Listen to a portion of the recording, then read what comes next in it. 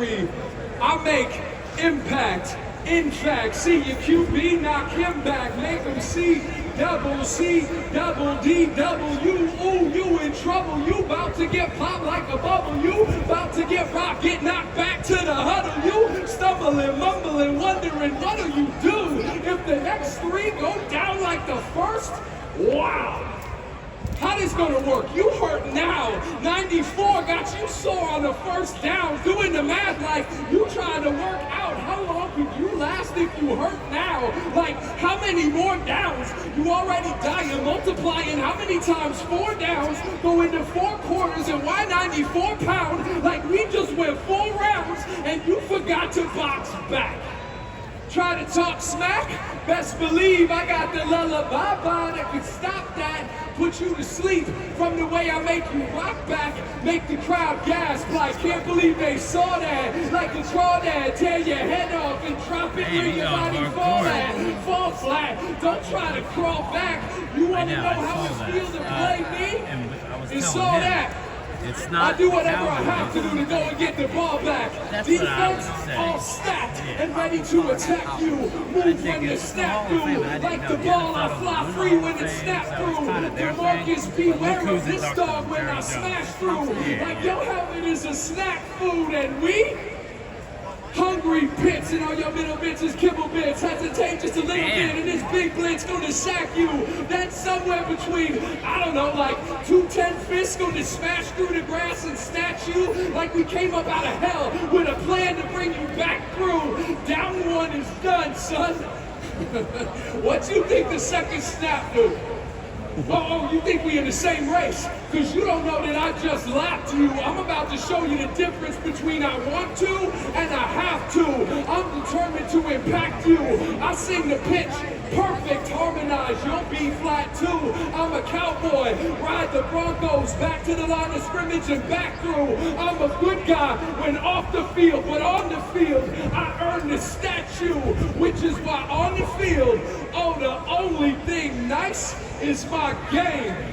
Football gods want to sacrifice, and I'm sorry, but your name got the call. Got a problem with that? Come find me. I'm at 371 Hall. Wow. I think he took his class. We all know what a home run hitter is in baseball. In football, you'd quickly think, well, a home run hitter, that would be a quarterback, right? Who could throw the bomb, the receiver, of course, could catch it and take it to the house, or the running back that could take it all the way in. Now, coaches will tell you that in football, the home run hitter is a sack artist on defense who can instantly change, or if you're the opposing coach, wreck a game. The Dallas Cowboys certainly got their home run hitter in the first round of 2005 when they drafted Demarcus Ware out of Troy State. His speed off the edge was apparent immediately. Started every game as a rookie, led the Cowboys in sacks then, as he did in every one of his first 8 seasons. He had 20, that's right, 20 sacks in 2008, led the whole NFL. He led the league again in 2010 with 15 and a half. 2011, he had 19 and a half sacks, second in the league. 2012, not in the league that long, already reached the 100 sack mark. Second fastest ever, behind only Reggie White since they started keeping official sack stats. Say that 3 times fast. That began in 1982. After 9 stellar years for the helmet with the star, he moved on to Denver, where there was a different star within reach. In 2015, he played on the #1 ranked defense, where the Broncos, of course, won Super Bowl 50 over Carolina, in which he had 2 sacks, 4 hits on league MVP Cam Newton. All told, 138 and a half sacks, 9 Pro Bowls. All decade, of course, in the 2000s, 1 Super Bowl ring, and today, 1 bust in the Pro Football Hall of Fame. To present him here this afternoon, Hall of Fame homer, President, GM of the Cowboys, Jerry Jones.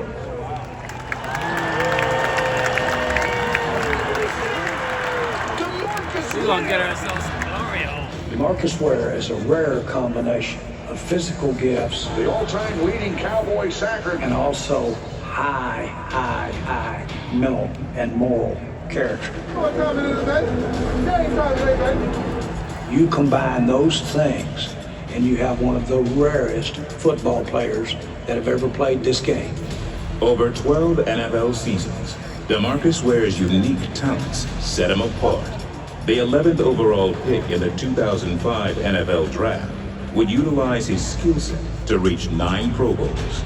Picked up by Ware, and he is in for the touchdown. Wow, against the Eagles. He had initial quickness that was off the charts. Under pressure, sacked by Demarcus Ware. My goodness. He was a pressure player. Man, Ware came through there like a banshee. Ware got to the quarterback quite often in his career. He registered a total of 138.5 sacks, the third most in the 21st century. Ware's got him. Ware will have lunch. And he led the league in sacks in 2008 and 2010. Beyond the numbers, he also transformed his teams with his poise and presence. He evolved as a young man, would become what I thought was what I wanted to be with when I got into pro football. That's who I wanted to walk with and rub shoulders with.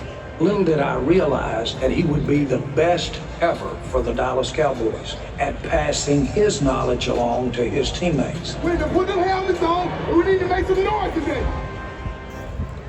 After starring in Dallas, Ware would go on to win Super Bowl 50 with the Broncos, a consummate winner at every point of his career. When Demarcus Ware left the Dallas Cowboys and joined the Denver Broncos, I had a hollow spot, not only in my heart, but in my stomach. I knew what he could bring to the table. And of course, when he was able to join that team and be a major contributor to winning a Super Bowl, that was a crowning glory. And I must admit, I had a lot of pride in the fact that Demarcus Ware was sitting over there applying the pressure. One of the things I've always thought about having a gold jacket myself is that it's the people that are in the Hall of Fame that make it so special. And it just went up a notch. I am honored, privileged to present my friend, Demarcus Ware, into the Pro Football Hall of Fame forevermore. Go, baby. Ladies and gentlemen, presenting Demarcus Ware for enshrinement in the Pro Football Hall of Fame, Pro Football Hall of Fame enshrinee, Jerry Jones.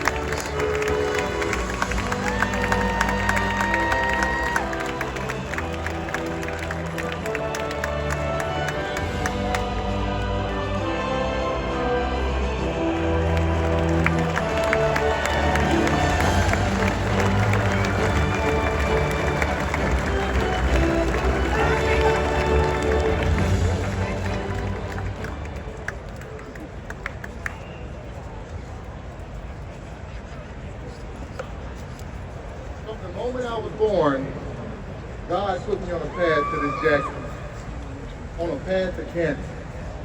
People say that you are a product of your environment, but that doesn't have to be true. I used mine to put me here, just like all the other guys behind me. No matter what our circumstances, we made a choice and worked to be great. I was blinded by my environment as a child. Domestic violence, drugs, gangs, but my surroundings taught me how to be relentless, limitless, and resilient. The reality is you're a product of your own thinking, your own mind, and you must learn how to persevere. I learned how to dream big by watching you, Mark. Somehow, you always managed to tuck me in at 2 a.m. in the morning after working 3 jobs, shielding me from worrying. While I knew I wasn't going to see you before I went to school in the morning. I knew I'll see you every single day, working in the school cafeteria, in elementary school, middle school, and even high school. We always exchanged that big smile that grandma gave us. You showed me how to serve and smile through anything.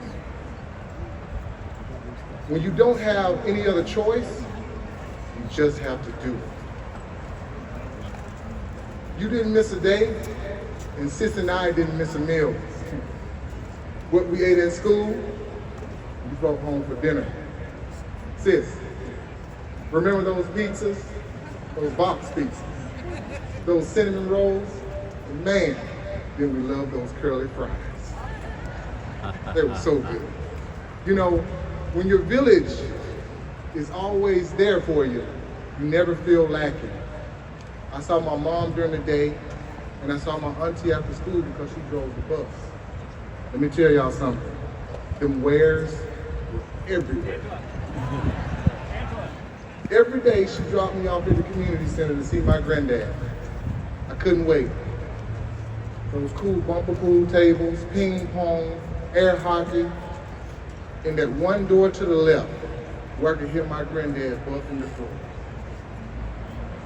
Or hear those big janitor keys clanking. When I heard them, I knew that I was safe. Granddad, you are the epitome of hard work. You are the family patriarch. You bring us all together, and when you speak, we listen. All my aunts, uncles, cousins, y'all know exactly what I'm talking about. So I'm happy to have my family here today.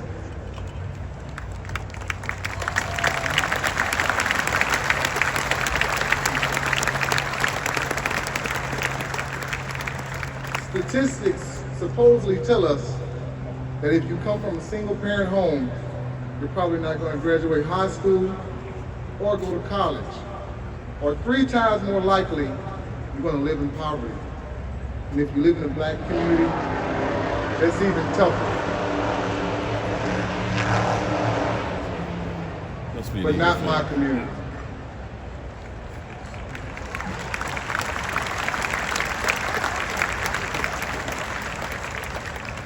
I want to thank OCU Manure, Brandon Hall, and all my high school teammates for using your voices to help me get my scholarship to Troy University. Teammates with OC, I forgot. The only college scholarship I got. All about that. That was offered to.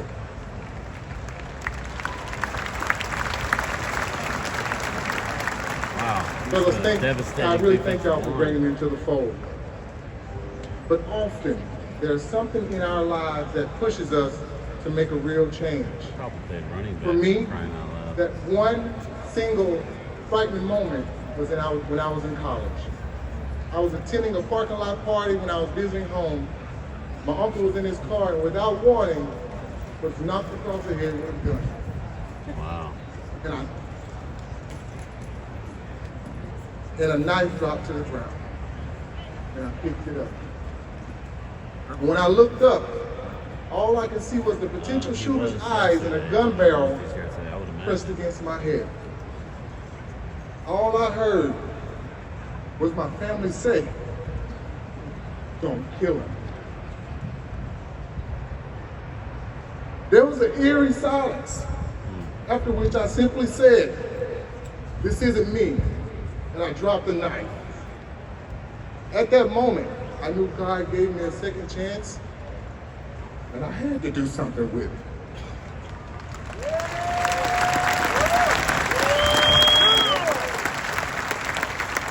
That was my turning point.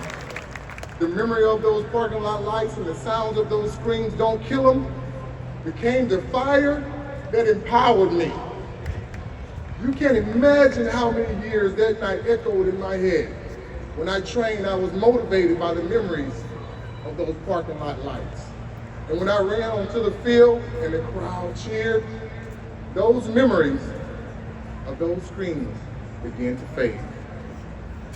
Every sack I made helped to ease the memory of that frightful night and replaced it with positive energy. College makes you grow up, doesn't it?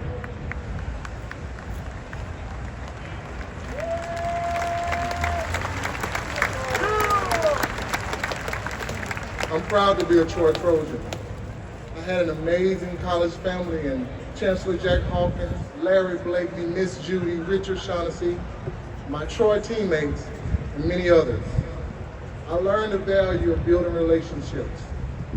Chris Cole, remember those crazy summer jobs?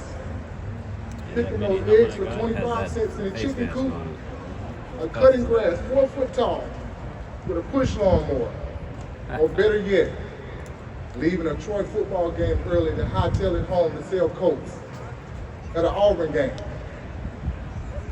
Driving down those dark country roads with no gas station or a place to stop. I'd call you, Chris, to let you know that I made it home safe. Proud to tell you today, I made it. Thank you.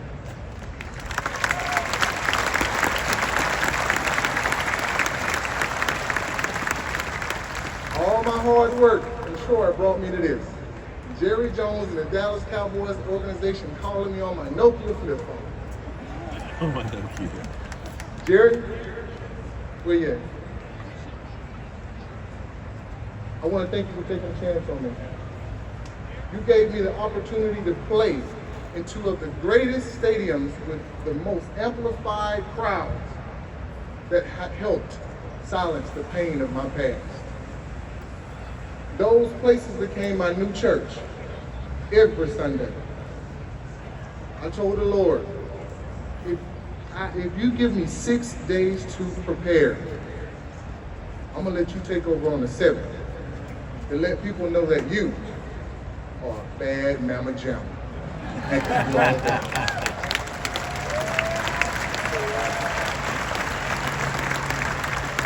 But even God knows I didn't do it alone.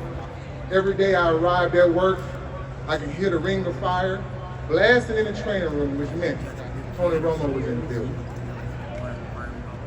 In the weight room, I'd hear the clanking of Larry Allen, bench pressing 500 pounds just to warm up. On the field, lining up against Jason Witten, I was reminded just how important it was to be consistent every day, every play. And when I had to turn up, all I had to do was look at my boy Brady James, because he truly had the eyes. Players go through a lot together. We watch each other grow as men, husbands, and fathers. We build bonds that last forever. Football made us tough enough to get through anything that most people can't even fathom, especially loss. God can turn any situation around for his good and his glory. It's not about us. Boyd, Patch, Spence, thank God for the way football bonded us. May he always be our group.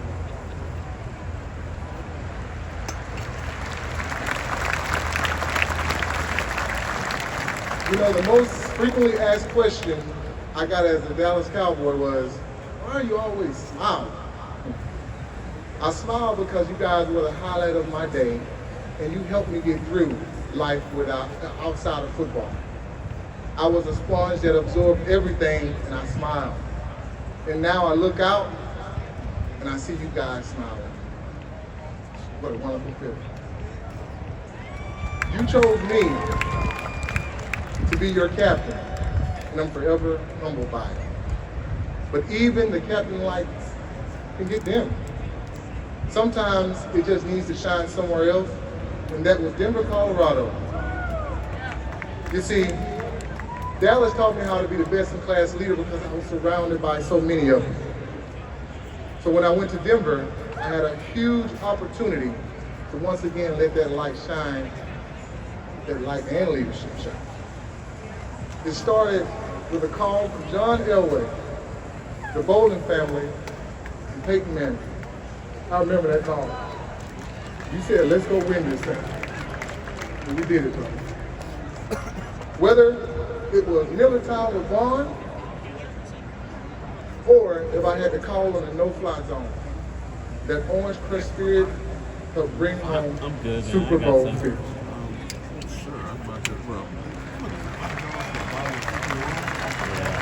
You actually wrote your autobiography? My teammates that year were unstoppable, and I'm so proud to be part of that legacy.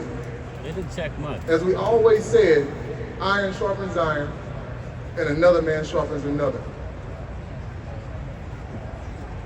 I thank God, and I think it's just so good that for the memories that he gives us, because we lost some guys too soon. Demarcus Thomas, Ronnie Hill, Marion Barber. I held some seats in my heart for you guys here today. Keep resting in peace, fellas.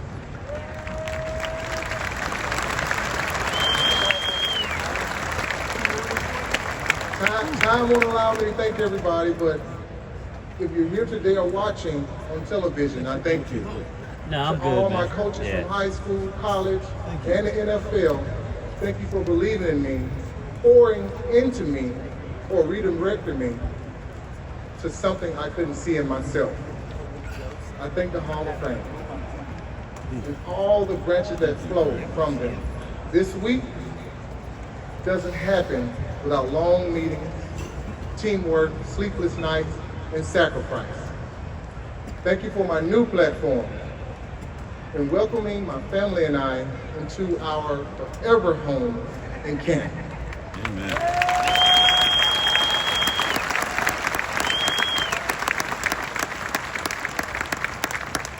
This might sound crazy, but the NFL taught me how to forgive.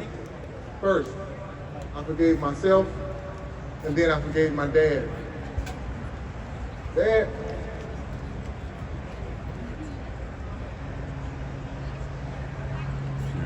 all the times I didn't understand why you weren't there. It doesn't matter. You're here now. That's probably pissed, really. I've learned that guilt rots in a person and forgiveness heals. How can I expect God to forgive me if I don't forgive you? Wow. You once said two simple words to me. I'm sorry. I'm not sure if I responded, but I'm telling you now, on the biggest platform of my life, I forgive you.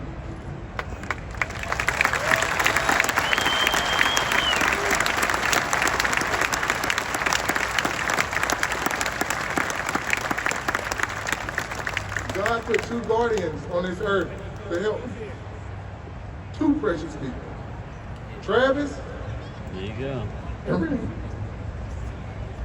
I thank you guys for being with me since day one. This moment is yours too.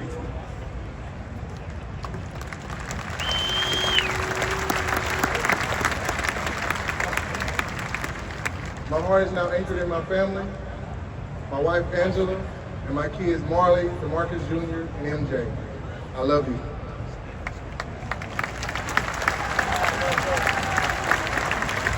Angela, God's country led me to you, and girl, when I saw you, I knew you were my wife. And to my kids, I played through my career for you, and I retired for you. Everything I do is either in obedience to God or our family. My family is blended in, just like it took a village to raise me. I continue to need that village for my own family. Thank you for being my support and motivation. Love y'all.